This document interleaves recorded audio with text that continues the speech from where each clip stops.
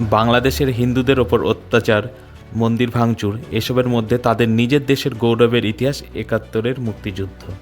সেই মুক্তিযোদ্ধাদের ওপর কী ধরনের অত্যাচার করছে দেখুন ভিডিওতে। বাংলাদেশের আওয়ামী লীগ সোশ্যাল মিডিয়া এক্সে এই টুইট করে জানিয়েছেন, কুমিল্লার চরাগ্রাম উপজেলার স্বাধীনতা সংগ্রামী মুক্তিযোদ্ধা আব্দুল হাই কানুর ওই ব্যক্তিকে দুষ্কৃতীরা জুতোর মালা পরিয়ে গ্রাম ছাড়া করেছেন।